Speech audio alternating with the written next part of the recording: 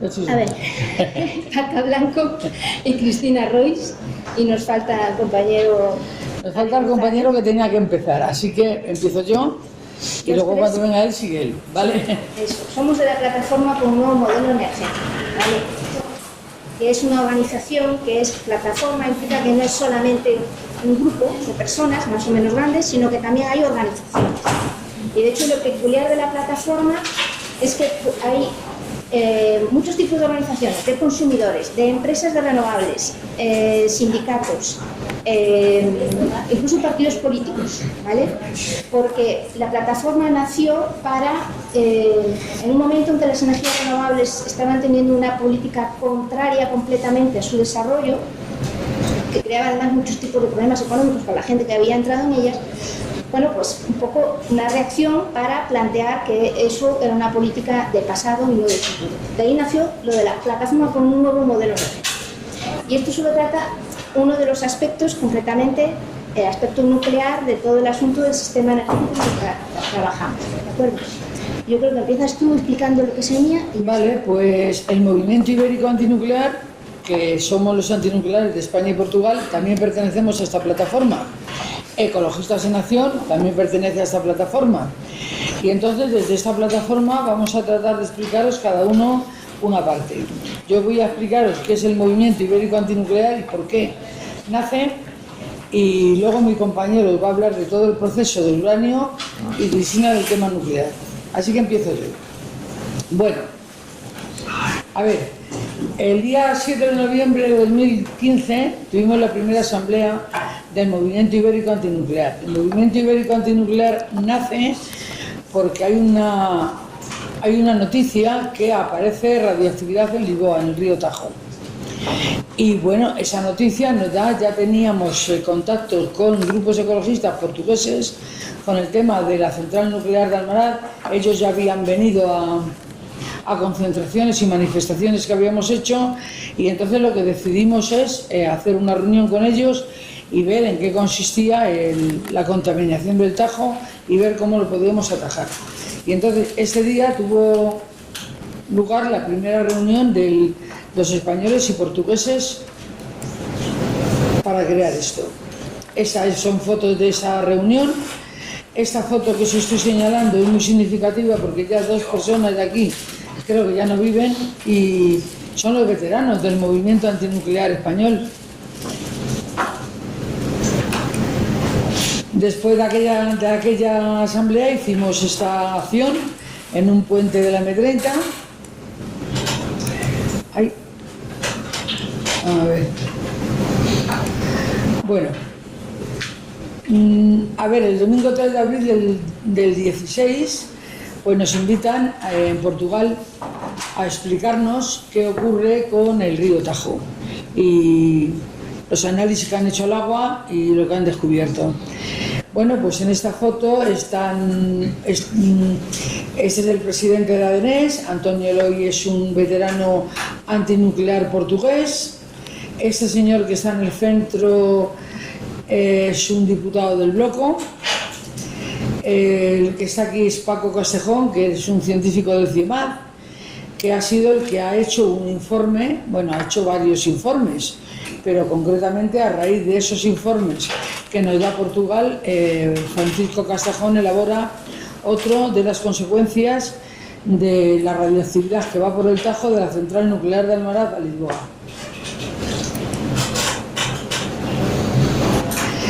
Después tenemos una posterior reunión en Mérida, donde ya nos reunimos así más seriamente españoles y portugueses con la idea de crear algo ibérico de cara a lo que está ocurriendo. Y esto es lo que está ocurriendo.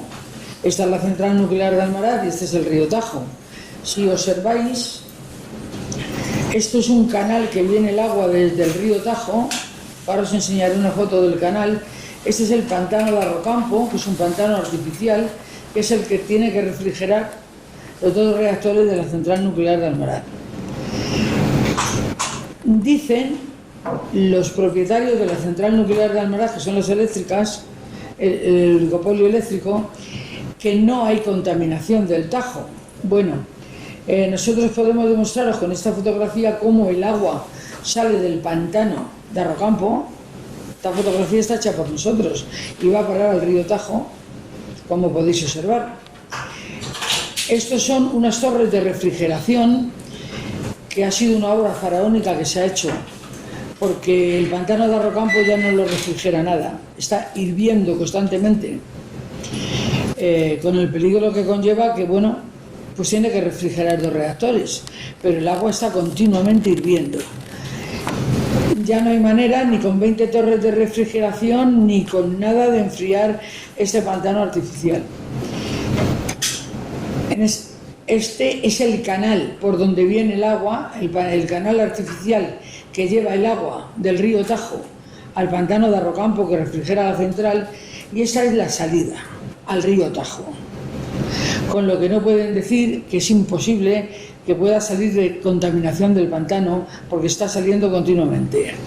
Estas siguen siendo las torres de refrigeración.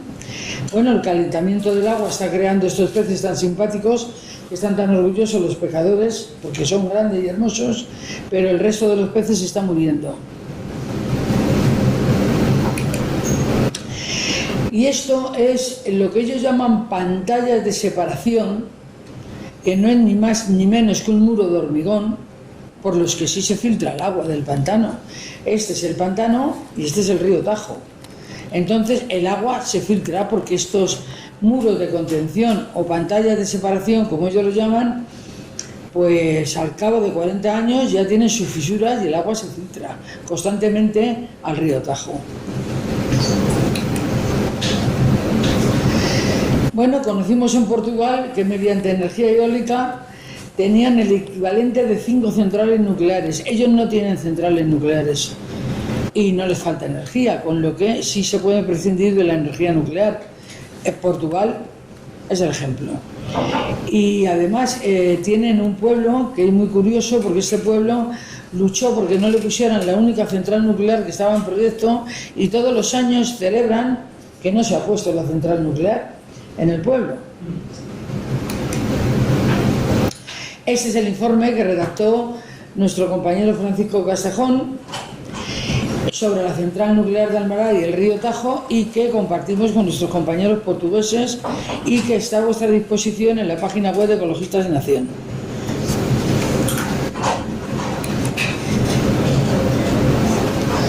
Yo no sé si esto lo veis bien, pero si no lo veis bien yo lo paso.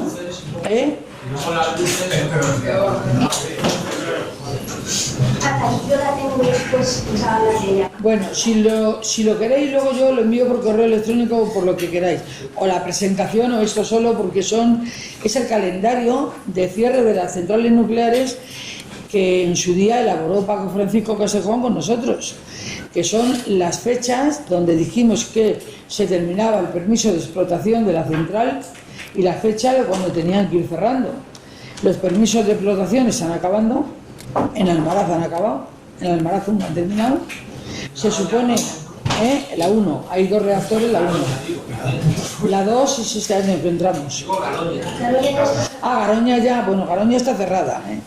O sea, Garoña se cerró y ahora lo que estamos es reivindicando que se desmantele cuanto antes.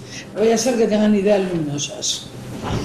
Y bueno, pues en este calendario, si le queréis, tenéis pues los permisos de construcción, los permisos de explotación, cuándo se tienen que cerrar, cuándo cumplen los 40 años, y con arreglo a esto hicimos un calendario de cierre. Este calendario de cierre, que estábamos muy contentos porque, bueno, no fue un calendario de cierre de a gusto con los ecologistas, porque por nosotros lo habíamos cerrado mañana, sino que fue que consideramos que se pudieran ir cerrando paulatinamente según cumplieran los 40 años, los permisos de explotación y el llenado de las piscinas, porque las piscinas están llenas de residuos de alta actividad. Tuvimos en cuenta todo eso y con eso elaboramos este calendario. Este calendario no les ha gustado al nuevo gobierno y han hecho este otro. Y en vez de cerrar Almaraz 1 en 2021, pues le van a cerrar en 2027. A todos les han puesto 4 o 5 años más. No es que sea una exageración, pero no nos fiamos de que en este plazo entre otro gobierno y las amplíe otros 10. Entonces, a nosotros nos hubiera gustado que respetaran nuestro calendario, que era que según terminaban los permisos de explotación, los 40 años y el llenado de las piscinas se fueran recerrando paulatinamente. Bueno, este era el presidente del Consejo de Seguridad Nuclear, que nunca nos ha permitido una reunión y nos ha permitido hablar con él. Este señor hacía y deshacía en el Consejo de Seguridad Nuclear lo que le daba la gana y nos negó todo, el pan y la sal, nos negó todas las entrevistas, la comparecencia, todo. Así que bueno, le hicimos este muñeco y hasta con nosotros rodando para acá y para allá. También hemos tenido diferentes entrevistas con Fernández Vara, que es el presidente de la Comunidad Autónoma Extremeña, y con este señor tan simpático que está aquí, que se llama Navarro, que hoy es el presidente de Enresa, el que se supone que tiene que darnos una solución a los residuos radiactivos, y que el señor Vara le coloca muy bien colocado en Enresa, pero este señor le ha dado a Ecologistas en Acción ya por 3 veces el premio Atila, a su bien hacer en energía, con lo que yo creo que no es una buena gestión. Portugal presenta formalmente una queja ante las autoridades de Bruselas por la construcción de un ATI, que claro, esto del ATI y el ATC queda muy bien porque en realidad no sabemos qué es. El ATI es un almacén transitorio individual, es un almacén que se construye dentro de la central nuclear para almacenar los residuos radiactivos de alta que ya no caben en las piscinas. Entonces los van almacenando en un almacén y dicen que es transitorio y que es individual, sí es, porque se supone que la central va a tener su almacén. Nosotros lo llamamos cementerio nuclear porque no es ni más ni menos que eso, un cementerio nuclear en cada central nuclear. Si hubieran accedido a nuestro calendario no teníamos ninguna necesidad de haber tenido este cementerio nuclear. Le tenemos porque no han accedido a nuestro calendario. Bueno, pues seguimos el movimiento ibérico antinuclear haciendo movilizaciones. Esta es una movilización en la ciudad de Cáceres, donde entre españoles y portugueses juntamos 2.000 o 3.000 personas y demostramos pues, que no estamos de acuerdo con la energía nuclear. No solo han sido manifestaciones en las ciudades, ha habido muchas jornadas en Portugal, en canoa y por el río Tajo, que hemos bajado por el río Tajo hasta Lisboa, reivindicando que queremos un río Tajo vivo y que las centrales nucleares están matando el río Tajo, además de otras cosas. En 2016 hacemos la segunda asamblea del movimiento ibérico antinuclear y continuamos con nuestros proyectos y nuestras movilizaciones. Seguimos viajando a Portugal porque seguimos haciendo concentraciones, manifestaciones y de todo a ambos lados de la frontera. Esta es en Portugal y esta es en la puerta del Ministerio de Agricultura y Medio Ambiente cuando estaba en Atocha.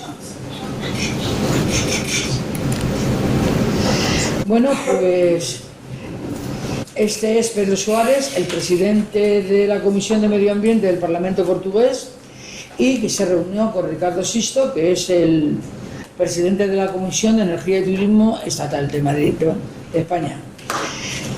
Todas estas cosas las hemos tenido con denuncias, reuniones, de todo, para intentar impedir que SEATI se pusiera. SEATI se empieza a construir sin permisos, porque como la central nuclear es de ellos y los propietarios son ellos, pues empiezan a construir un ATI. Tenemos un recurso presentado que todavía no ha salido el qué. Esperamos que salga el recurso, que han empezado a construir un ATI sin licencia siquiera de obras y que lo denieguen. Esto es una conferencia que hicimos en Lisboa, muy importante.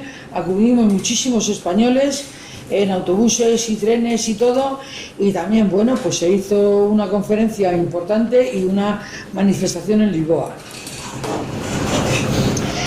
Pues celebramos todos los años los aniversarios de Fukushima, de Chernóbil. Bueno, no celebramos, conmemoramos, perdón. Bueno, pues aquí tenemos también a Blanca Martín, la presidenta de la Asamblea de Extremadura, que nos veta, no nos permite al movimiento ibérico antinuclear, ni portugués ni español, a ir a la Asamblea de Extremadura a explicar qué es lo que está ocurriendo, pero el Congreso de los Diputados en España también nos hace lo mismo, nos veta. Y seguimos con nuestras... Esto es en Portugal, esto es en un concierto que hicimos en Madrid, El Matadero. Esto es una charla de personas sabias en el tema nuclear, que estuvo muy interesante la conferencia. Y bueno, pues continuamos con todo. Esto es una manifestación que hicimos en Madrid en 2017 con más de 3.000 personas, también reivindicando que no queremos energía nuclear y por qué. También se reivindica el fin de la energía nuclear en las ecomarchas de Ecologistas en Acción que van en bicicleta, y también se reivindica un Tajo Vive sin nucleares.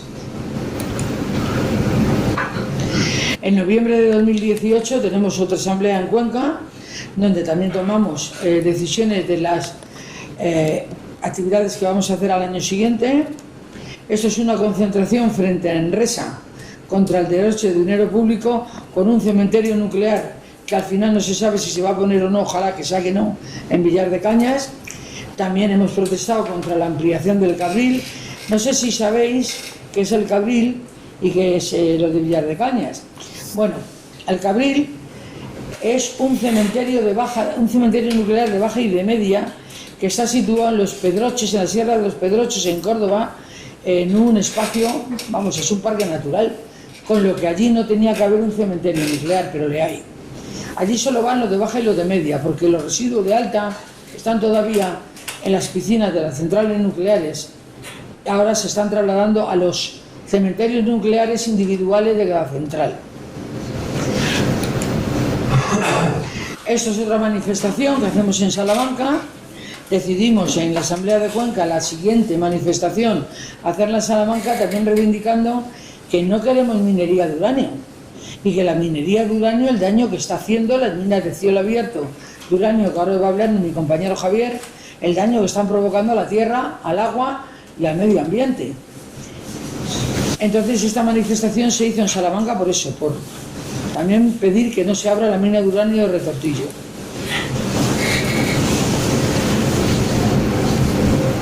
Pues seguimos con nuestras movilizaciones. Esta es en Salamanca el 2018. Y en 2019 hemos tenido el Foro Mundial Antinuclear en Madrid, que ha venido antinuclear en el mundo entero. Pues lo mismo que ahora aquí hay una cumbre en diciembre, pues nosotros hemos tenido en mayo y en junio un Foro Mundial Antinuclear. Esto es parte del Foro Mundial. Esto fue una concentración que hicimos al final del Foro Mundial en la Plaza de Ópera. Y esto también es del Foro Mundial Antinuclear. Bueno, esto lo he hecho yo porque me parece que ese antinuclear que ya no está con nosotros le debíamos un reconocimiento. Ya hace 5 años que no le tenemos, y para mí ha sido mi maestro, me ha enseñado muchísimo y le echamos muchísimo de menos, muchos de nosotros. Y yo he terminado. Si me queréis hacer alguna pregunta, o lo dejamos para el final o me la preguntáis ahora, como queráis. ¿Ya? Pues a bajar, te toca.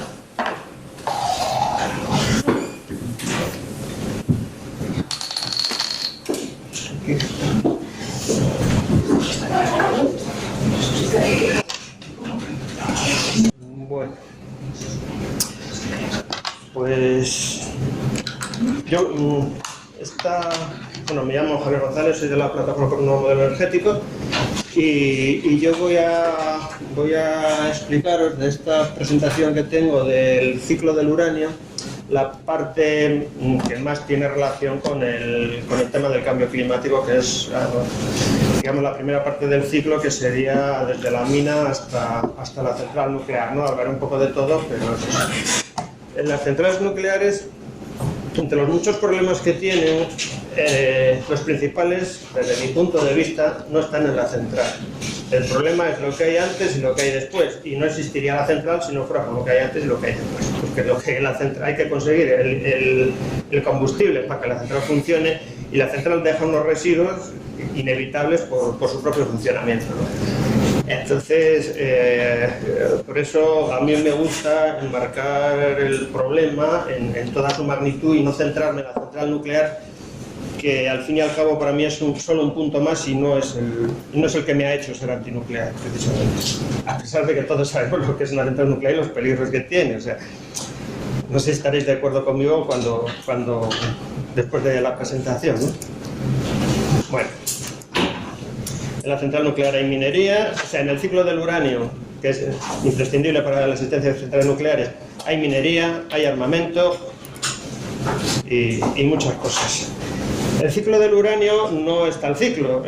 Un ciclo es una cosa cerrada. O sea, se produce una cosa, se elabora, se consume y después se producen unos residuos que se reciclan y se vuelve al principio, ¿no?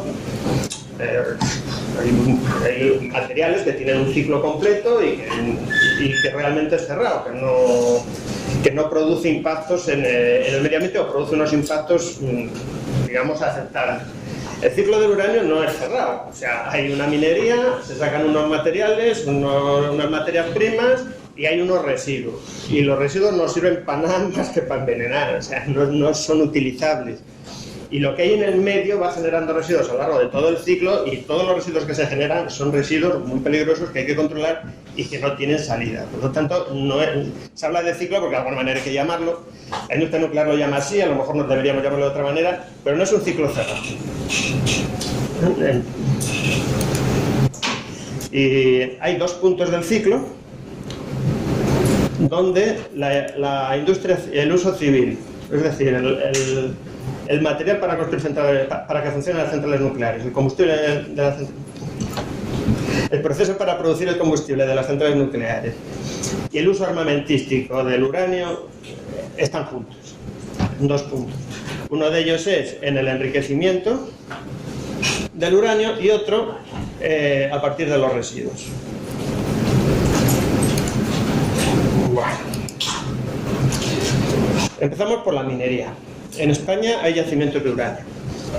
Los hay en Guadalajara, algunos en Cataluña, pero sobre todo están en Salamanca y el norte de Extremadura, es donde están los principales yacimientos de uranio.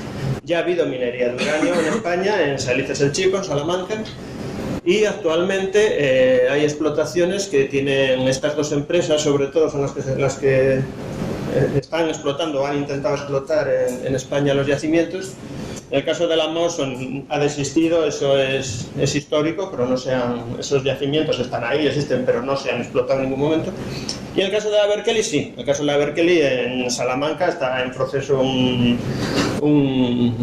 yacimiento que ellos quieren volver a abrir y no acaban de abrirlo porque no es rentable, pero están especulando con el terreno, lo cual les está haciendo subir las acciones, que es lo que ellos en realidad quieren en este tema. No van a explotarla en principio, no hay peligro de que la vayan a explotar, a no ser que el precio del uranio suba por encima de los $100 la onza y no estamos en esas por ahora. Bueno, la minería. En la mina de Salices el Chico, que ya está cerrada la explotación, se movieron 81 millones de toneladas de zafra, vamos, del terreno, de lo que había. Hubo 12 millones de toneladas de mineral y 69 millones de toneladas estériles que se desplazan. Esto es gasto de petróleo, solo el movimiento de tierra, solo estamos en movimiento de tierra. Esto se hace con gasoil. La maquinaria que mueve todo esto es con gasoil. Luego, bueno, los yacimientos que hay en el mundo están en países de todo tipo. Hay países más desarrollados, países menos, pero están concentrados en pocos países, ¿eh? El uranio es un elemento muy poco abundante y no hay muchos países que lo tengan. Voy a pasar a la siguiente. Voy deprisa. Bien, eso quería verlo. El mineral de uranio, el que se estudia, o uno que se estudiaba cuando yo iba al colegio, es la pesblenda, que es dióxido de uranio. Este mineral ya está agotado desde hace muchísimo tiempo y existe en las colecciones de minerales ya, ¿no? O sea, no existe ningún yacimiento en el mundo de pesblenda. Los yacimientos de uranio, bueno, son yacimientos pues, del tipo de la minería del oro, pero más pobre todavía que la minería del oro. O sea, son yacimientos que requieren un gran movimiento de tierra para extraer químicamente el elemento que se está buscando. No, o sea, no es un mineral que se extraiga como el hierro, por ejemplo, que se extrae un mineral que tiene un porcentaje de hierro desde el 15%, del 20% o incluso más si es la magnetita. En el caso del uranio, no. En el caso del uranio es muy pobre, es una minería muy pobre, menos que el oro incluso, ya os digo. A ver, la siguiente. Vaya, pues no quería yo ir a esa. Bueno, es igual, sigo. Después están los datos, después los vemos. A ver, una vez que se ha movido toda esta tierra para sacar esos 12 millones de toneladas de mineral, que se llama mineral, aunque en realidad hay muy poco uranio ahí, ya veremos después que de esos 12 millones de toneladas solo se extraen 5 de pastel amarillo, que es el concentrado de uranio, que después se utiliza para el proceso industrial para extraer el uranio. No sé si os estoy liando con la explicación. Claro, creo que os queréis con el dato, son 80 millones de toneladas de tierra que se mueven, de eso se sacan 12 millones y esos 12 millones van a quedar 5. Para conseguir todo eso, yo digo que es un proceso físico y químico, no es un proceso natural de coger el mineral y meterlo en un horno, ni mucho menos. Y en ese proceso, pues eso, bueno, se utilizan materiales y se generan residuos. Lo primero que se hace es triturar el material, claro, la tierra ahí salen rocas más o menos duras, sale tierra, sale de todo. Para poder extraer unas cosas, para poder extraer químicamente un elemento, lo primero que hay que hacer con el material es triturar, porque si no, lo único que queda dentro de un... O sea, si los trozos son grandes, los ácidos no penetran, entonces lo primero que hay que hacer es triturarlo, ¿no? Entonces, lo primero que se hace es triturarlo. Después de triturarlo, se filtra con agua. Después de filtrarlo, se tamiza con ácido sulfúrico para separar el óxido de uranio. Ahí entramos en un proceso químico, ¿no? Estamos hablando de millones de toneladas. O sea, el ácido sulfúrico que se utiliza, pues nos podemos imaginar las cantidades de las que estamos hablando también. Después de tamizar con ácido sulfúrico para separar el óxido de uranio, eso se filtra, se extrae el óxido de uranio por un proceso electrolítico. La electrolisis, sabéis que es un proceso que consume mucha energía, mucha electricidad. Con la electrolisis se fabrica, por ejemplo, el aluminio. Y sabéis que la industria del aluminio es la principal consumidora de electricidad, son las plantas industriales que más electricidad consumen. De hecho, había la planta de aluminio, la planta de aluminio que estaba en Galicia, que no me acuerdo dónde estaba, de Alcoa, prácticamente tenía una central térmica de carbón que solo funcionaba para ella, ¿no?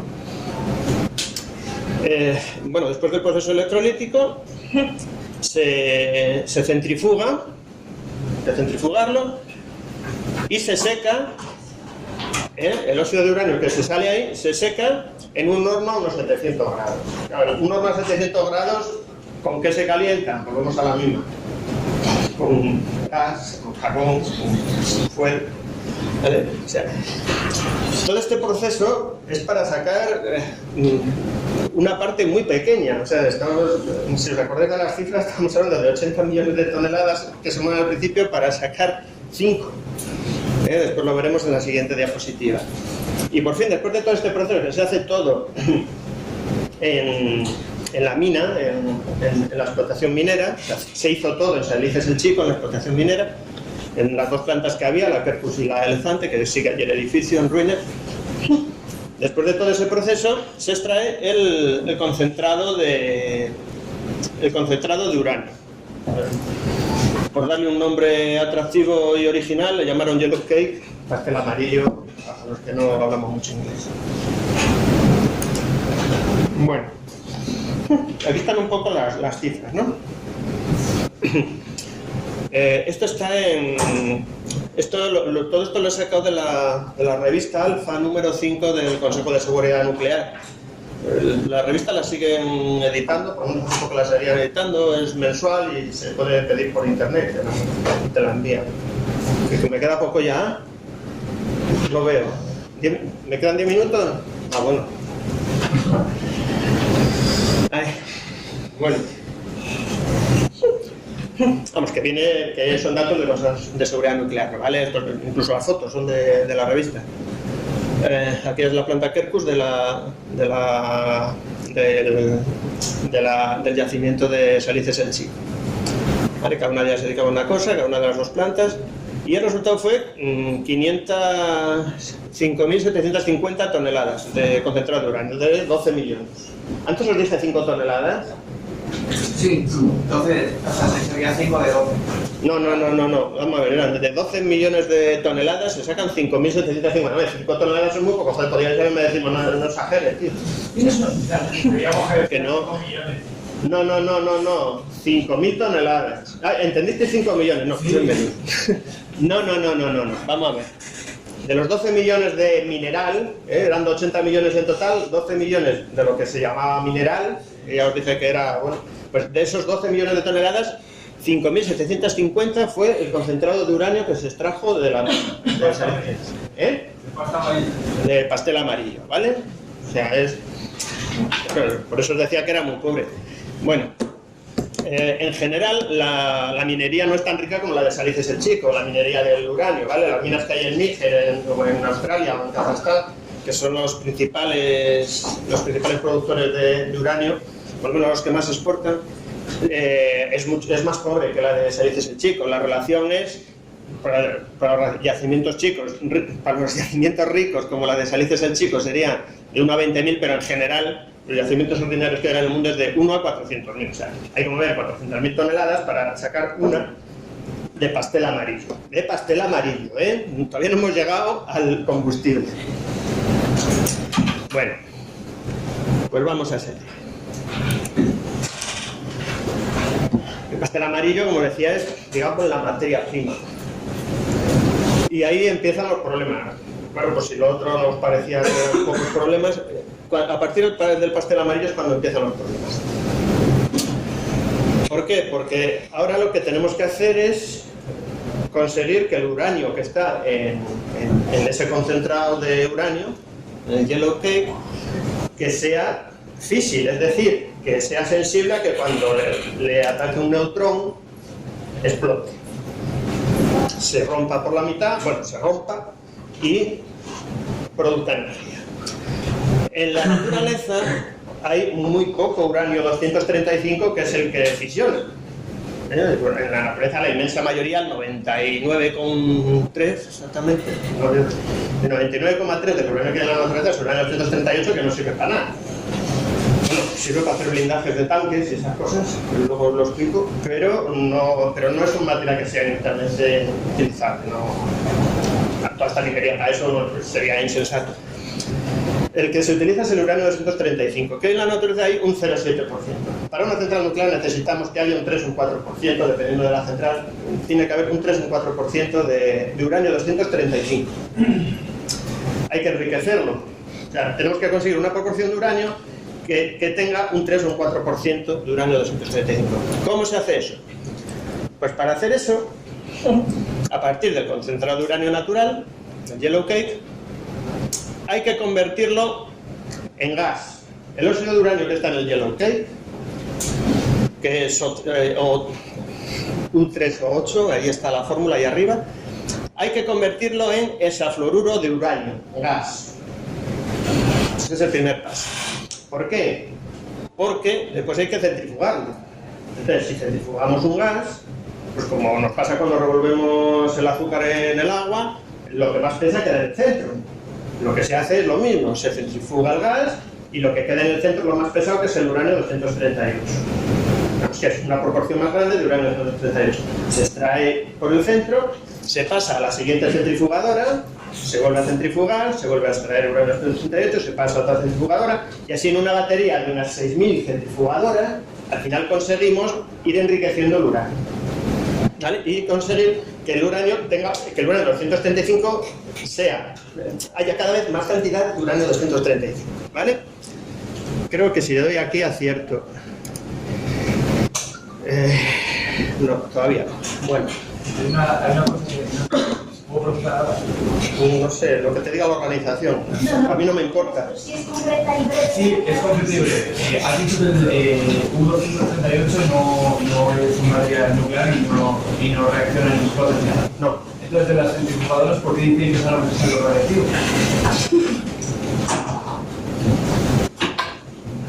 A ver, he dicho al principio, no de las centrifugadoras, he dicho desde el principio que todo el material que queda, todos los residuos que se van produciendo son radiactivos. A ver, el uranio 238 no es radiactivo. Tiene una vida muy larga. O sea, no es que no sea radiactivo, es que tiene una vida muy larga, ¿vale? Una vida media o un periodo de semidesintegración, como quieras llamar, es muy largo. Entonces, ¿4.005? Bueno, el caso es que cuando está en la naturaleza enterrado no crea ningún problema, está disperso, no crea más problema que lo que es la radiactividad natural que hay por todas partes, ¿no? Incluso recibimos más radiactividad natural cuando hacemos un viaje en avión por los rayos cósmicos que cuando nos paseamos por encima de un yacimiento, o sea, de una zona donde hay uranio, ¿no? O sea, el problema es cuando lo concentras, ¿vale? Entonces, cuando lo concentras y eso lo disuelves con ácido, ya está concentrado, entonces eso sí es material de baja actividad, ¿vale? Y de hecho los yacimientos de Salices el Chico, como otros yacimientos, porque ha habido más minería en España, en otros sitios, están todavía controlados por el Consejo de Seguridad Nuclear. ¿Por dónde iba? El enriquecimiento. Bueno, una batería de centrifugadoras, unas 6.000 centrifugadoras que están enriqueciendo el uranio para conseguir una proporción interesante de uranio 235. Si centrifugamos hasta el 3 o el 4%, sacamos ese uranio, seguimos el proceso y sacamos combustible para la central nuclear. Si seguimos centrifugando y seguimos enriqueciendo, el mismo operario, la misma planta, lo mismo, exactamente lo mismo, lo que produce puede enriquecer hasta el 90%. Y eso es el material para fabricar la bomba. Todo este proceso de minería, de extracción del pastel amarillo, de centrifugación, todo esto sería carísimo, impensable. A nadie se le ocurriría hacer esto para fabricar armas, porque arruinarían a todo un país. Incluso a los Estados Unidos, todas las calzas nucleares que ha hecho, les hubiera arruinado, porque esto es un proceso carísimo para producir armas. O sea, se pueden producir armas de 1000 maneras sin necesidad de llegar a esto. ¿Cómo se ha conseguido abaratar el precio el coste de fabricación de las armas nucleares? Porque todo esto se utiliza para las centrales nucleares. O sea, esto se utiliza para las centrales nucleares, se vende el combustible, se produce electricidad, hay todo un proceso industrial maravilloso que está generando electricidad y que está generando riqueza. Se utiliza ese proceso y se utiliza ese proceso para sacar, cuando les interesa, el uranio concentrado al 90%, no al 3 ni al 4%, para fabricar las armas nucleares de uranio 235, que es, por ejemplo, la que explotó en Hiroshima. A ver, dime, ¿qué es que...? Una pregunta muy sencilla. Las centrales nucleares españolas, por tanto, ¿generan o han vendido...? No, perdona. Eso es muy interesante. Este proceso de enriquecimiento solo lo pueden realizar, está en la diapositiva siguiente, pero este proceso solo lo pueden realizar los países que democráticamente tienen permiso para fabricar armas atómicas, son tamaño 5 y por consenso han decidido que ellos 5 pueden construir armas atómicas y los demás no. Por eso digo que es democrático. A los que están fuera fabricando, ¿qué les pasa? No, los que están fuera, ningún otro país de esos que no estén de esos 5 puede tener este ciclo, todo el ciclo completo. porque si no producirían un arma nuclear y no hay permiso. Irán quería hacer. Israel es el único país del mundo que no pertenece a la AIEA, es decir, no está bajo supervisión de nadie. Y tiene 2 centrales nucleares en el Negev. del proceso que han producido las centrales españolas, no se ha utilizado, se ha desechado y ya está. Sí, se ha desechado y ya está. Pero forma parte del enriquecimiento, porque España compra este uranio enriquecido. Vale. Bueno, después de... La aclaración extra, no se hace venta de este material para fabricar armas para países que se pueden fabricarlas. Sí, no. O sea, en España no. España no ahora. Franco construyó la de Vandellós 1 con ese objetivo. Porque quería tener también la bomba atómica. Pero pasó lo que pasó y la cerraron. Bueno, después del enriquecimiento que os digo en las centrifugadoras, de ese gas hay que volver a conseguir algo sólido para poder meterlo en la central. Entonces, hay ese uranio enriquecido, ese fluoruro de uranio enriquecido, hay que volverlo a tratar químicamente, se mete en un horno y se vuelve a producir un 3O8, ahora ya muy concentrado, en forma de pastillas de cerámica. Como os podéis imaginar, todo este proceso consume una cantidad de energía brutal.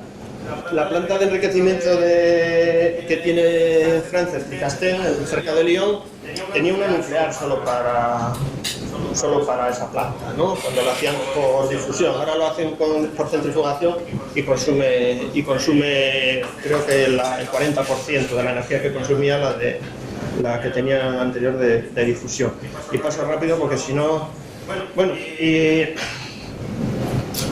y en todo este proceso de enriquecimiento, a ver si lo puedo decir muy rápido, este proceso de enriquecimiento se producen unos residuos, como me decía no sé quién. Esos residuos es lo que se llama uranio empobrecido. ¿Vale? Un uranio enriquecido al 3-4% y lo que queda es lo que se llama uranio empobrecido, que es muy útil porque se puede utilizar para blindajes de carros de combate, sobre todo de carros de combate o de material bélico de ese estilo, ¿no? Para blindajes, y también para lo contrario, para fabricar proyectiles que sean capaces de atravesar blindajes. Además tiene la ventaja de que como es radiactivo, pues mata en el momento y además mata después con el tiempo. Por ejemplo, en Irak no solo mataron los que mataron cuando la guerra, sino que por ahí quedó el uranio empobrecido para seguir. Pues eso, produciendo enfermedades y que la gente siga palmando, porque al fin y al cabo de lo que se trata es de crear inestabilidad por el mundo, ¿no? Que es el negocio. ¿El empobrecido era también uranio 235? No, el empobrecido tiene más uranio 238 del que hay en la naturaleza. O sea, está menos enriquecido que el uranio natural. ¿Hay 235 del empobrecido? Sí, claro, sí, hay de los dos. Sí. Resumiendo, hay un gran consumo de energía. Como habéis visto, hay un gran consumo de energía, de combustible y de electricidad en el proceso. Hay unas emisiones de CO2 brutales en todo esto, porque todos estos calores, de todos estos hornos, todos estos procesos son con gas y con... ¿Ya ha acabado? Vale. Son con gas y son con derivados del petróleo normalmente y además hay un gran consumo de materiales, de ácidos, por ejemplo. Y una gran generación de residuos hasta ahora que son residuos de baja actividad. Bueno, y ya lo demás voy a pasar muy rápido, déjame que pase corriendo. Bueno, estas son las empresas, como os decía, las empresas que forman parte de del enriquecimiento, que algunas veréis que no son de los cinco países estos que sí que tienen armas atómicas, pero forman parte del proceso, pero no tienen el proceso entero. O sea, sacan. ¿Eh? ¿No ha vendido ninguna a la reunión? No, eso no viene en estas cosas. Yo tampoco voy a la suya, porque yo tampoco me junto con cualquiera, ¿eh? O sea, me pasa lo mismo que hay. Vale, bueno, luego se fabrica el combustible, aquí no me voy a entretener porque no tengo tiempo y si me entretengo me dicen de todo. La construcción de la central nuclear, que esto también tiene mucho que ver con lo que estamos hablando.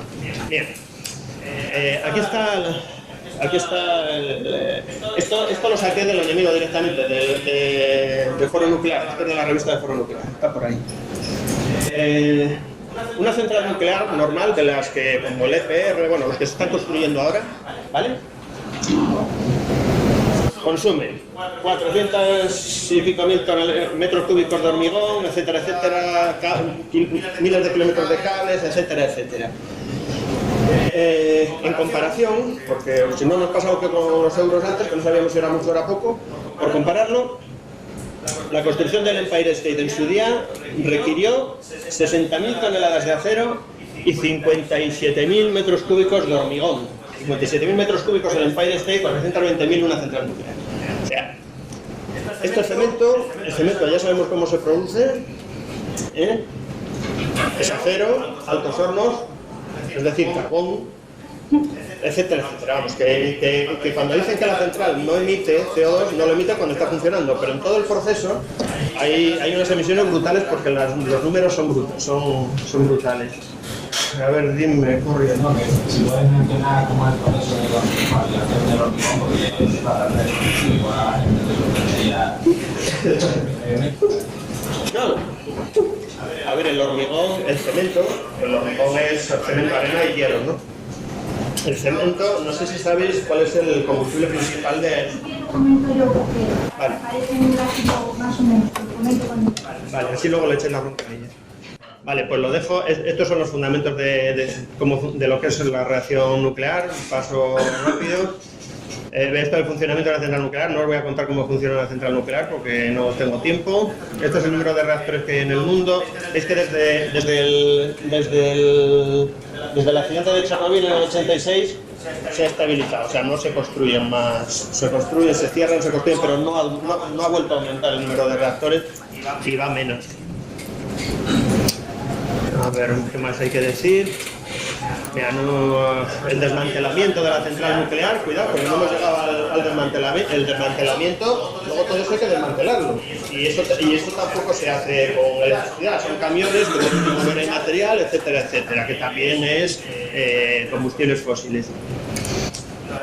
Solo comentaros que los residuos, porque eso cuando hablamos de centrales nucleares, el principal problema es el de los residuos,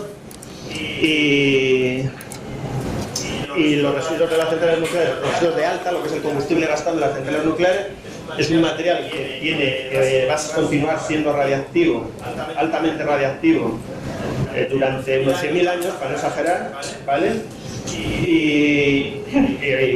A ver, es que sí, es más, pero con 100.000 vale, ¿no? No hay nada que se pueda hacer con él. O sea, se han inventado muchas cosas, pero bueno, esto si queréis preguntarme os contesto, pero vamos, que es un material que se va a quedar ahí para las generaciones futuras, que las generaciones futuras durante 100.000 años van a tener que dedicar parte de sus recursos a tenerlo controlado por la cuenta que les tiene y que se ha utilizado en una generación. Y ya está. Y el del combustible gastado, el plutonio, que se produce en el combustible gastado, es la materia prima de la bomba de uranio, de la bomba de plutonio, que es la que se utilizó en Nagasaki. La primera que se utilizó fue la de Nagasaki. Hicieron dos diferentes para ver cómo eran, por ver si tenían diferente color y tal. Bueno, y ya os dejo que me he pasado un cacho. Se puede hacer una pregunta que se puede hacer una pregunta en relación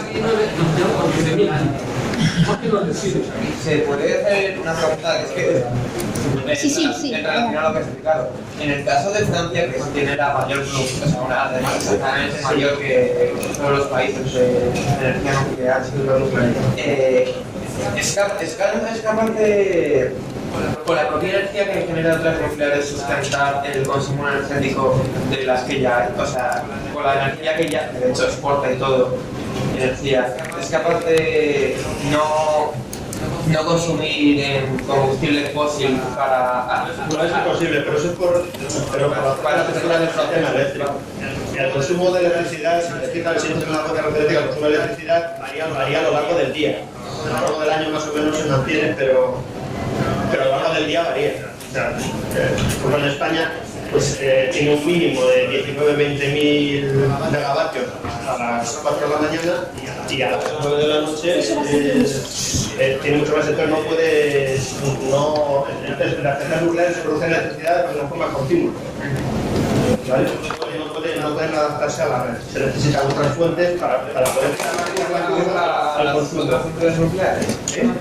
punto de vista de la energía que produce. Es que la energía nuclear no produce. No puedes decir ahora produzco 80 y dentro de un rato produzco 60 y después produzco 120. Sí, pero hacer un ciclo energético entre las centrales nucleares para intentar y no tener que utilizar. No, pero no puede. Porque tiene que estar funcionando. Si las tienes funcionando, las tienes funcionando. Se produce siempre una cantidad. Sí.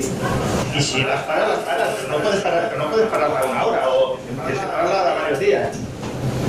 Entonces no te puedes ajustar a la curva de consumo de electricidad. Si queréis lo hablamos después, porque yo también voy a hablar sobre eso. ¿Vale? Entonces, vale. Esto es lo que nos reúne aquí en la COP25 de Madrid, las 25 anteriores, ¿no? Las 24 anteriores, las emisiones y cómo frenar las emisiones, para lo cual yo creo que lo primero que hay que saber es de dónde proceden. Mira, esto que está por encima de la línea de puntos, esto gris, son emisiones debidas a cambios de uso de la tierra, es decir, derivadas de los bosques que se convierten en tierras agrícolas, de tierras pantanosas que se transforman en otra cosa, etcétera, etcétera, etcétera, por acción del hombre y la mujer, la más parte del tiempo, desde el año 90 hasta este año pasado, ¿vale? Los últimos 25 años. Los incendios forestales son este gris oscuro que tenéis aquí, ¿vale? Esta subida ha sido por un fenómeno del Niño que hubo en el año 98 especialmente fuerte. Y después, ya sabéis que más de un gas que produce el efecto invernadero, que intensifica el efecto invernadero y causa el cambio climático. Los principales son el CO2, metano y nitroso, ¿vale? Y alguno más. Entonces, los que están en azulito son emisiones derivadas directamente del CO2, ¿vale? Y donde pongo esto rojo son emisiones derivadas de usos energéticos, es decir, directamente para mover nuestros coches, calentarnos, poner una máquina a funcionar para mover que fabrique algo, usos directamente energéticos. Estos verdecitos son emisiones de metano. Metano más ancho es el agropecuario, o sea, agricultura y ganadería. Como veis, es el principal causante de metano. También los residuos, pero también los usos energéticos. El gas natural es metano prácticamente. Óxido nitroso. Agricultura también es el que da la parte más ancha, es el principal, pero también hay emisiones debidas a quemar, producen óxido nitroso. Así que emisiones relacionadas con el cambio climático, directamente derivadas del uso de la energía, son la mayor parte, la inmensa mayor parte. Es decir, si no actuamos sobre nuestra energía, no podemos hacer nada frente al cambio climático. Y no es que no haya que hacer otras muchas cosas, ¿vale? Hay que hacer todo lo que se pueda, pero si no se actúa sobre la energía, no se puede conseguir nada. En total, como el 67% de las emisiones de gases de efecto invernadero tienen que ver con la energía. ¿Y por qué? Pues porque esto es toneladas equivalentes de petróleo, es decir, la cantidad de energía que utilizamos, la energía comercializada, no la energía de quemar árboles de la gente más pobre del mundo, de la que se paga, por tanto está bien controlada. Desde el año 93 hasta ahora, este es el tipo de energía que usamos. Y el 85% de ella, como veis, es petróleo, gas y carbón, cosas que al usarlas, quemándolas, que es como sabemos usarlas, producen CO2, ¿vale? Y otros gases de efecto invernadero. Entonces, descarbonizar la forma que tenemos las fuentes de energía, porque estos son fuentes energéticas, pues es esencial para frenar el cambio climático. Pero como esta charla va de nuclear, lo que yo quería llamaros la atención es sobre la contribución nuclear a lo largo del tiempo, ¿vale? Son 25 años aproximadamente, comparada con el resto de energía que usa el mundo. Y es muy pequeña, es apenas un 4%. Y además es del mismo orden que las energías renovables. Estas renovables son sobre todo eólica y algo fotovoltaico, ¿vale? Y luego todas las demás, pero la principal renovable que no es hidráulica, que también se puede considerar renovable en ciertos aspectos, pues es la eólica. Y ellas juntas son como un 10-11% de la energía general que usa el mundo. Digo, la energía total para mover los coches, para calentarnos, para todo. Entonces, el decir que la energía nuclear es esencial para frenar el cambio climático tiene que retarse y compararse con este gráfico, ¿vale? Este es un gráfico de emisiones también más o menos del mismo periodo, desde el 90 hasta el 2017, pero lo tienen organizado por actividades que causan las emisiones. Y todas estas amarillas son de la producción de electricidad, también de refino para producir combustibles, gasolina, gasoil, etcétera, refino de petróleo, pero sobre todo de la producción de electricidad. Estas son del transporte, directamente del transporte, y estas son de industria, estas son de las casas y comercios y hospitales y colegios, y este es el resto, agricultura, etcétera, etcétera. Vale. Lo que ocurre es que en esta época ya del siglo XXI disponemos de formas de producir electricidad que no emiten CO2. Y las disponemos además a un precio comparable con las que sí emiten CO2. Entonces nuestra más inmediata y mejor herramienta ahora mismo para frenar el cambio climático es cambiar esta parte de las emisiones que se corresponde a electricidad, disminuirla todo lo posible, y eso será inmediatamente y a precio de mercado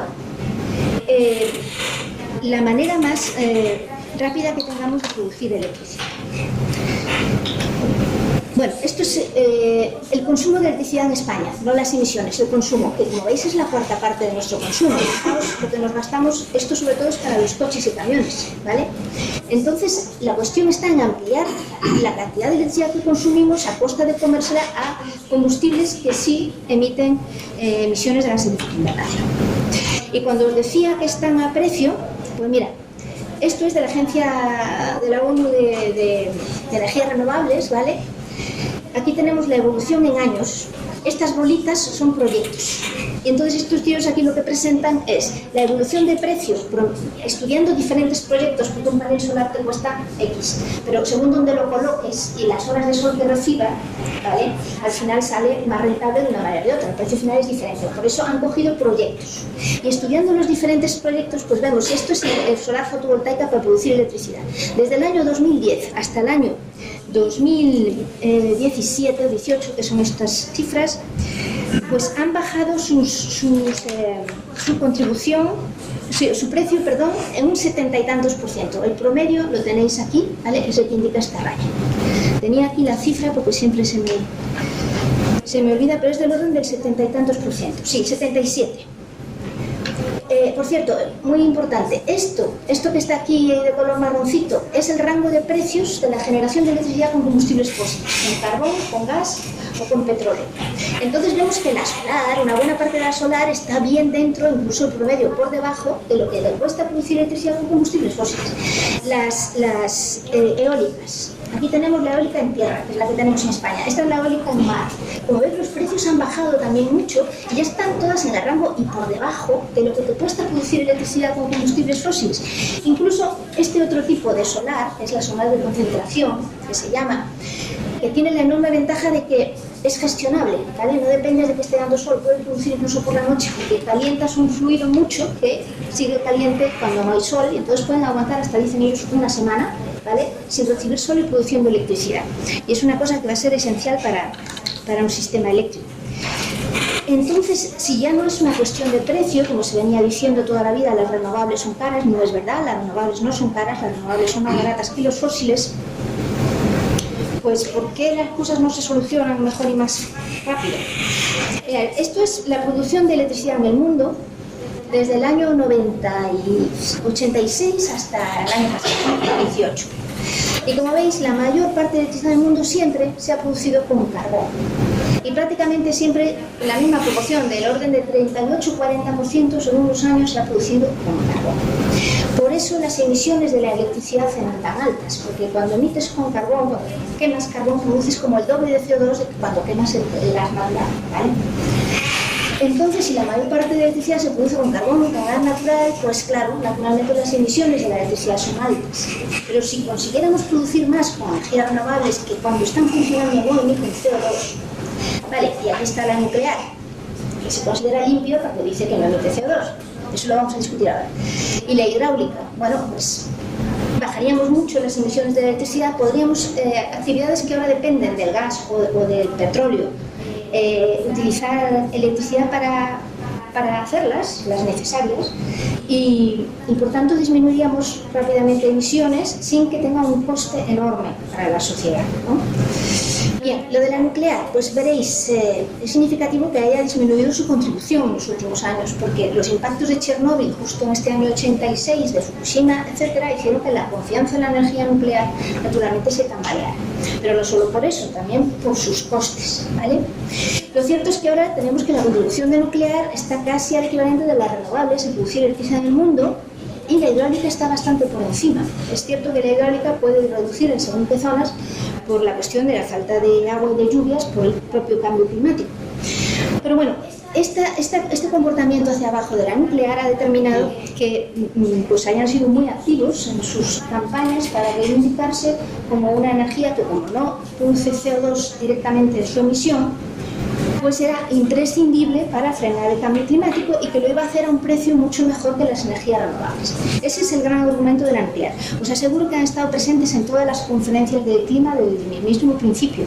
Son uno de los lobbies más fuertes y más activos y tienen una actividad también en medios de comunicación muy fuerte porque detrás de ellos hay grandes empresas con mucho dinero y gran inversión. Bueno, pero lo cierto es que si quisiéramos hacer que la nuclear, por ejemplo, sustituyera al carbón, ¿qué tendríamos que hacer? Pues, más o menos del 10% al 40%, 4 veces más, 1.796 centrales nucleares nuevas. ¿Cuántas centrales hay? Bueno, luego lo vemos. Antes os quería comentar una cuestión sobre las emisiones de la nuclear o no emisiones, porque hay quien defiende que es limpia, limpísima, que no emite nada. Nos ha explicado Javi perfectamente todo lo que hay que hacer para tener una central nuclear. Se me olvidó comentar lo que dijo un compañero, una persona, sobre el cemento. Las centrales nucleares tienen que tener unas cúpulas con unos espesores de cemento de 1 metro, ¿de acuerdo? Para defenderse de problemas dentro del núcleo. El cemento es una actividad que no porque utilices combustibles fósiles para quemarlos y producir, fabricar lo que sea, sino porque la conversión de los materiales que hacen el cemento en cemento emite mucho CO2, ¿vale? De hecho, es uno de los emisiones de CO2 no energéticas que aparecían en el gráfico del principio. Esa parte, principalmente, es la fabricación de cemento en el mundo. Así que es una parte gorda se puede atribuir a las centrales nucleares. Vale.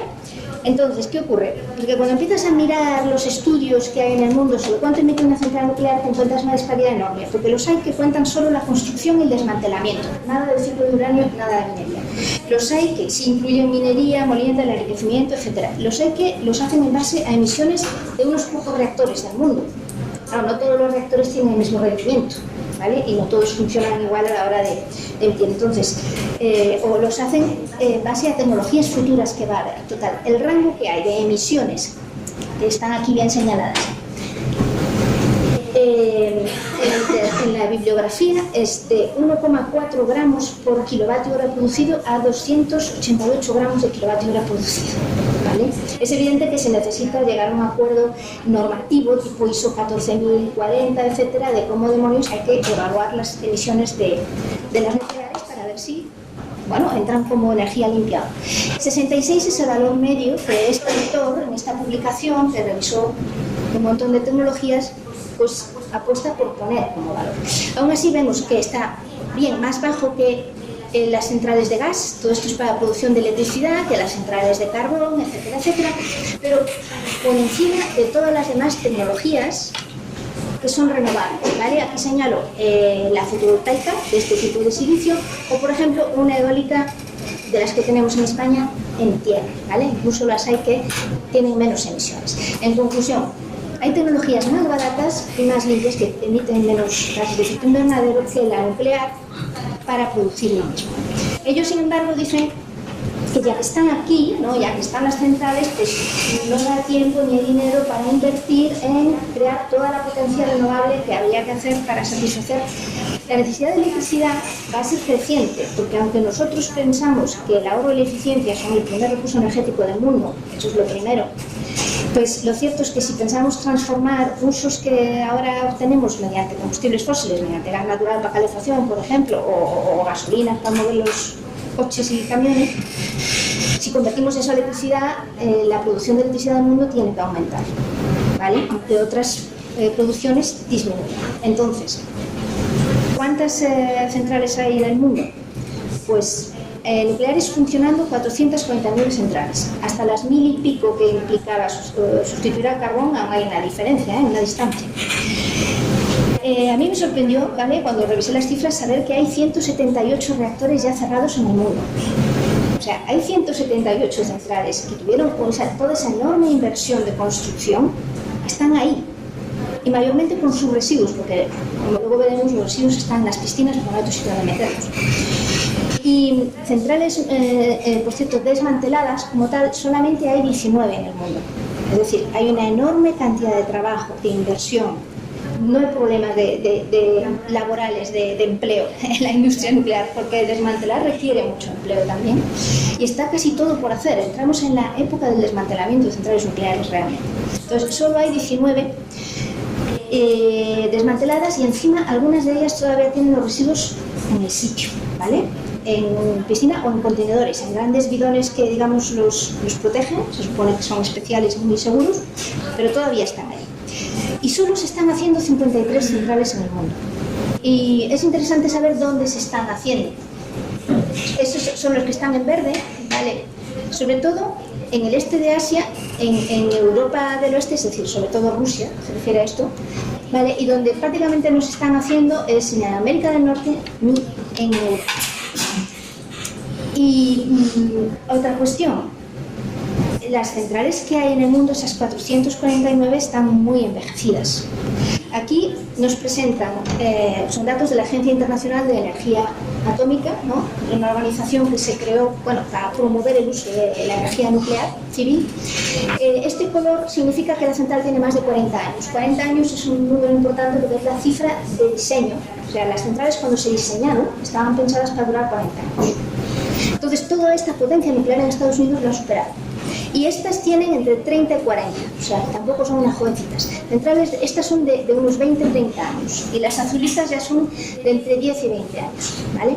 Entonces, menos de 10 años solo las hay en el este, ¿vale? La China, fijaos, tiene la mayor parte de sus centrales, el 80% son de menos de 10 años. Pero en Europa y en Estados Unidos, que son los que tienen más número de centrales, según vimos, la edad media de esas centrales es de 39 años. O sea, el promedio de todo esto lo puedes resumir en 39 años. Aquí 35. En Rusia todavía más viejas, 40. Si ya es problemático el funcionamiento y tiene cierto nivel de riesgo, lo cual nos ha demostrado, por desgracia, en varias ocasiones, ¿no? Cuando las centrales están más allá de su vida de diseño, digamos que estamos más lejos de los parámetros de seguridad, ¿vale? De hecho, todas las centrales nucleares del mundo funcionan bajo la supervisión de un regulador en todos los países. El regulador podrá ser más o menos complaciente, más o menos penetrado por la industria, dependiendo de la situación de cada país, pero todas necesitan que les revisen y que les autoricen, y pasar los 40 años implica una buena revisión y que digan que a lo mejor qué tienes que cambiar, qué instalaciones tienes que cambiar, lo cual normalmente implica inversiones. Para las compañías a los 40 años mayormente están amortizadas, con lo cual todo lo que sacan en electricidad es oro puro. Pero claro, si en cuanto tengas que invertir para poder continuar más allá, pues a lo mejor las cuentas ya no te salen igual de bien. Vale, lo que os quería comentar es que la situación real es que este informe que está aquí, que se cita ahí, es un informe de este año de mayo de la Agencia Internacional de Energía Atómica, muy interesante, porque básicamente nos da la razón a todos los que hemos estado en contra de la energía nuclear durante todos estos años, y es una queja.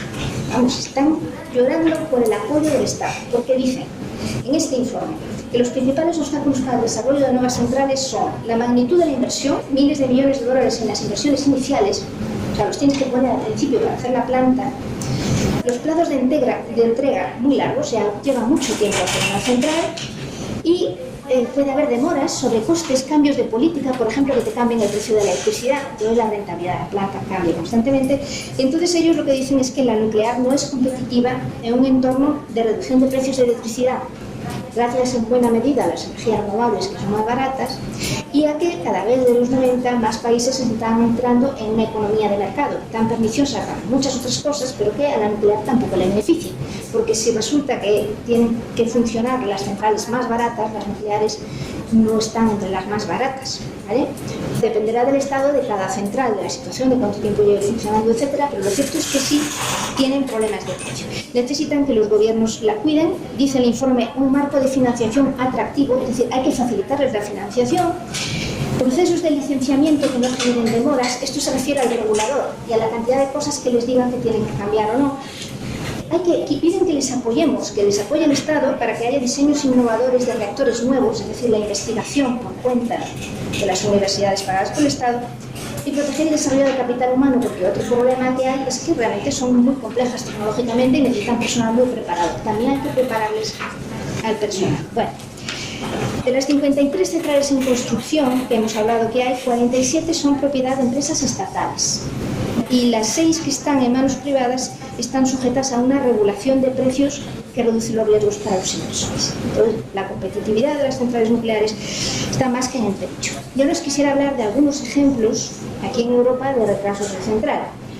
Durante mucho tiempo no se construyeron después de los 80, después de Chernóbil, etcétera, el entusiasmo por construir centrales bajó, ¿no?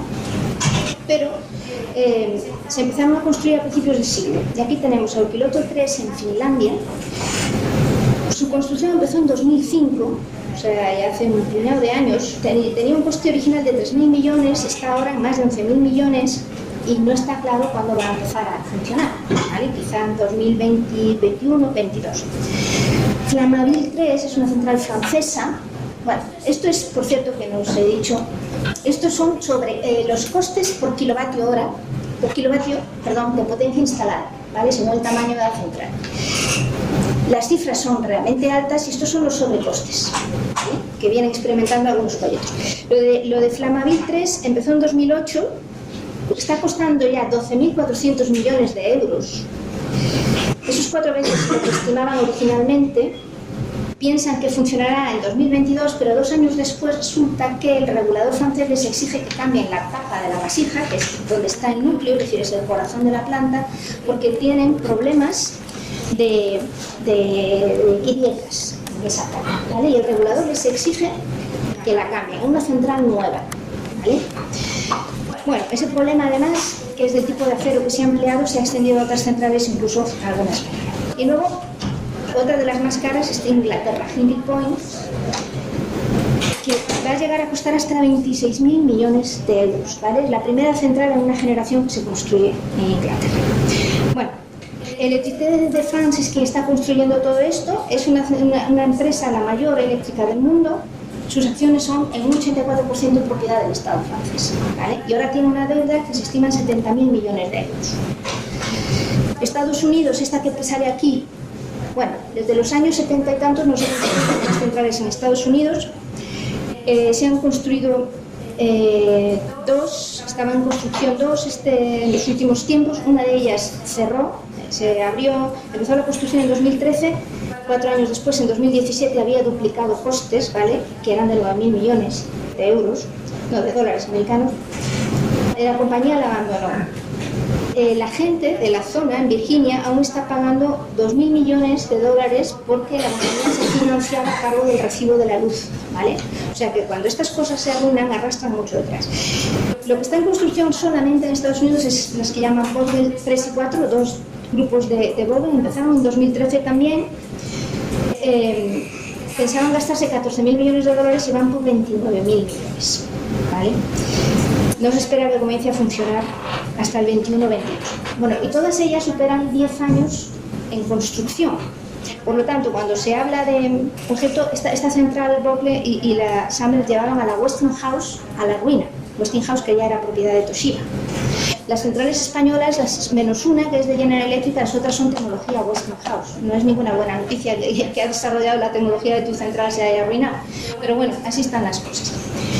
Pero si tardan 10 años en construirlas y tienen estos enormes costes que realmente congelan una enorme cantidad de dinero que no puede ser dedicada a otra cosa, ¿cómo pueden atravesar a decir que son una solución para el cambio climático? Donde dentro de 10 años tenemos que entrar en reducciones de emisiones fuertes, del orden del 40%, está comprometiéndose la Unión Europea, ¿vale? O sea que no hay por dónde cogerlo. Luego está la cuestión del respaldo de las renovables, que estabais comentando vosotros antes. Bueno, esto, como lo dijo Paca, Servicio de Naciones Españolas, me lo voy a saltar porque ya vamos muy mal. Esto es el asunto del día que más energía eléctrica se gastó, que yo sepa hasta ahora, que fue 18 de enero de 2017. Se puso a funcionar todo lo que había en el país, ¿no? Bueno, casi, en el país hay demasiado. Esto son las 24 horas de ese día. Entonces, como veis, primero la gente no está en casa durmiendo, luego se levanta, se va a trabajar, se gasta mucho más y luego se vuelven a casa, ¿vale? Entonces, las curvas siempre son de este tipo. La nuclear, aquí está funcionando toda la nuclear que hay en este país, 7.000 y pico megavatios, toda está funcionando, como veis la cifra, y de manera estable. Se metió a funcionar carbón, con lo cual fue un día que luego se emitió bastante, y gas natural. Todo esto entra por precio, la nuclear no, las renovables no, pero el resto entra por precio, pero eso no nos vamos a meter ahí. La cogeneración es básicamente gas natural, en pequeñas instalaciones dispersas. Y fijaos cómo funciona la eólica, ¿vale? Aquí tiene mucha más producción que la nuclear o que el carbón, ¿vale? Esto es en un día de borrasca de invierno, el régimen típico de producción de la eólica, muy estable, ¿vale? Solar fotovoltaica solamente cuando hay luz, y esto es la solar... La termosolar o de concentración, que es esta que os digo que es gestionada. Bueno, pues la cuestión es que la nuclear dice que ella es necesaria porque están muy bien las renovables, pero las renovables son intermitentes, cuando hay viento, cuando hay sol funcionan, si no, no, entonces ella está ahí y puede prestar el apoyo. Y nosotros lo que decimos es que eso no es verdad. Este es un caso real de hace bastante tiempo, porque ya no se publican estos datos, yo por lo menos no los encuentro, del año 2013, una Semana Santa. Lo que tienen las Semanas Santas es que baja mucho el consumo, ¿vale? Y el dibujo está en la misma escala que el anterior, pero el anterior era más grande, y ahí tenéis 40.000 megavatios más o menos que están funcionando en el máximo. Aquí ya estamos en 30.000, bastante menos. ¿Por qué? Porque no se necesita, porque la gente no está realizando muchas actividades que requieren electricidad, porque era Semana Santa. Esto suele ocurrir, y entonces hay mal tiempo, y entonces resulta que los embalses están llenos y hay que desaguar, con lo cual se está produciendo hidráulica a todo el rato. Y las eólicas están volando, están produciendo un montón de electricidad. ¿Y qué pasa? Que la nuclear no es gestionable. Lo más que pudieron, esto es una semana, perdón, ya no es 24 horas, ¿vale? Es la misma curva de antes, pero remitida 7 días aproximadamente.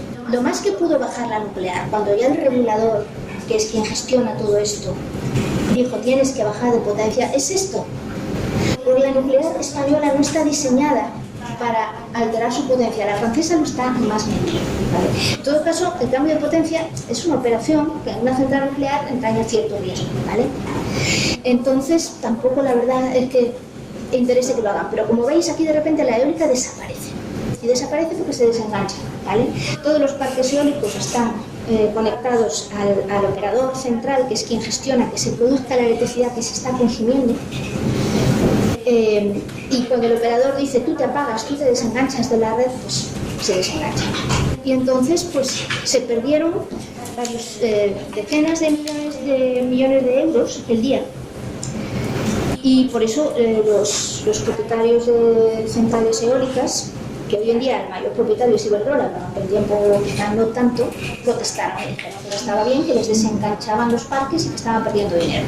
Bueno, ya no protestan tanto, seguramente se indemniza de otra manera, pero desde 2008 Red Eléctrica de España, que es el operador, está desenganchando parques cuando hace falta. Es decir, la nuclear no se toca. No se toca porque tampoco se puede tocar, ¿de acuerdo? No es técnicamente gestionable. Así que no es compatible con las renovables. Si pensamos en que el PNIEC, el plan que España ha presentado en toda Europa, que se va a defender de lo que se quiere hacer para frenar el cambio climático para 2030, dentro de 10 años, habla de que la electricidad será un 74% con renovables. Ahora mismo está pues, a un 40%, 30-40%, dependiendo del año. ¿Sabéis la cantidad de parques eólicos que van a tener que funcionar y de fotovoltaica que van a tener que funcionar para conseguir eso? Pues eso va a entrar en competencia con la nuclear, y aunque se cierren nucleares, por como nos explicó Paca, el plan de cierre voluntario de las empresas, que bueno, alguien del sector, cercanito al sector, un día dijo, bueno, ese plan tiene muchos veremos, es decir, es reversible, no es nada oficial, pues va a haber un conflicto. ¿Y quién va a salir perdiendo? Si las renovables no funcionan, tampoco se rentabilizan, porque se tiene que rentabilizar más la nuclear que las renovables, es decir, no son compatibles. Vale, otra cosa que os quería comentar, todas las centrales térmicas, las de gas, las de carbón también, las nucleares, que al fin y al cabo son térmicas, solo que calientas el agua con fisión nuclear, pero son térmicas, necesitan estar al lado de agua para condensar el vapor que mueve la turbina, ¿de acuerdo? Entonces siempre están al lado de pantanos, como nos ha enseñado claramente Paca, y incluso al lado del mar. En España solo hay una, donde ellos dos al lado del mar. Pero calientan el agua cuando resulta que el tiempo está caluroso como se prevé con el cambio climático, cuando tienes un patrón de lluvias que ya no te llueve tanto como antes y la cantidad de agua reduce, el funcionamiento neutral de la central se nota en la temperatura del agua y se pueden sobrepasar los límites legales que tienen para mejorar la temperatura de ese agua del sumidero, del pantano, donde sea que se genere. Entonces lo que tiene que hacer la central, como no puede, por lo menos cuando les pillan, es bajar potencia. Así que esto que presento aquí, que se ve muy mal porque la resolución del estudio es así, es una publicación en Nature pues bastante reciente de que han empezado a evaluar unas 1.400 centrales térmicas de todo tipo en todo el mundo y ver cómo les iba a afectar el cambio climático por el problema de refrigeración. Y se han encontrado que dependiendo de cuánto aumente el clima, digo la temperatura, que es como un aumento de 2,6 grados, un aumento a fin de siglo de hasta 8,5, es decir, cambio climático más fuerte o más débil, pero en cualquier caso en todas ellas, como parece este color rojito naranja, se reduce el rendimiento, la capacidad de uso de la planta. Así que estas centrales también se van a encontrar con problemas de que no van a poder proporcionar toda la energía que planean si el agua, digamos, se calienta demasiado. Y las que están junto al mar, que no tienen el problema de aumento de temperatura, tienen el problema de la subida del nivel del mar, de mayor incidencia de tormentas, etcétera, etcétera. Bueno, no es despreciable. Esto es lo que comentó Javi de los residuos. Simplemente la mayor parte de los residuos en el mundo, como el 60% casi, están en el propio sitio de las instalaciones nucleares, estén funcionando o estén ya cerradas, porque no hay muchos sitios donde meterlos, ¿de acuerdo? Entonces normalmente se quedan ahí, bien en las piscinas, tienen que pasar ahí un tiempo para enfriar, bien en un tipo de bidones, digamos, de seguridad, pero se almacenan también ahí, son los SATIs que dijo PACA, almacenamiento temporal individualizado, y se van a tirar bastante tiempo ahí, a menos que lo lleven a un almacenamiento central, como ya que mencionó la ATC, los entierren. Este es el único país, Finlandia, es el sitio de Finlandia, el único que hay para almacenar residuos nucleares de alta actividad, ¿vale? Se llama ONCAR. Los proyectos de Yucca Mountain en Estados Unidos y de ASE en Alemania, aquí tenemos una persona de Estados Unidos y una persona de Alemania, han fracasado. Al final han tenido que retirar los residuos, ¿de acuerdo? Lo único que hay en marcha es esto, a unos 500 metros de profundidad, y como os imagináis, esto también cuesta cantidad de dinero y energía el que funcione. Bueno, por último, últimamente, sobre todo por lo de la COP, etcétera, en los medios hemos visto publicaciones y manifestaciones de que el nuclear es ecológico, reclamar el papel de la nuclear para frenar el cambio climático. Yo creo que he intentado explicar por qué no. Pero bueno, entiendo que la desesperación y la búsqueda de ver que los países, los gobiernos, los políticos no hacen nada, debe a tener opiniones que tiran para adelante como sea. Pero esto es un error, porque hay una enorme... Esto lo ha dicho una persona del Partido Verde finlandés, ¿vale? Sería muy raro pensar en alguien verde que defienda la nuclear, pero estamos asistiendo a eso. Pero yo creo que es imposible que la nuclear pueda ayudar para frenar el cambio climático porque, como hemos dicho, no llegan a tiempo. Las viejas centrales suponen un mayor aumento de riesgo. Por cierto, no sé si sabéis, el seguro de responsabilidad de las centrales nucleares está muy limitado. En España, si hay un accidente, cualquier tipo Fukushima o lo que sea, pagarían 1.200 millones de euros. El resto sería a nuestra costa, sería el Estado. Por ley lo tienen limitado y en todos los países lo tienen limitado, porque si no, ningún banco les daría préstamos para hacer las centrales, ¿vale? Entonces resulta que ellos funcionen durante más años, más allá de la vida especificada de diseño, pues todo riesgo que añada resulta que al final van a nuestros bolsillos, no solo a nuestros cuerpos, también directamente a nuestros bolsillos. Y además implican la congelación de una enorme cantidad de financiación dedicada a eso que no se va a dedicar a las renovables. Por eso pensamos que es absurdo decir que las centrales nucleares pueden tener un papel en frenar el cambio climático. Diríamos que todo lo contrario. ¿De acuerdo? De hecho, el cerrar nucleares, parar y dedicar el dinero que cuesta mantenerlas a inversiones en energías renovables ahorraría mucha más cantidad de CO2 por kilovatio hora generada. Y hasta aquí llego.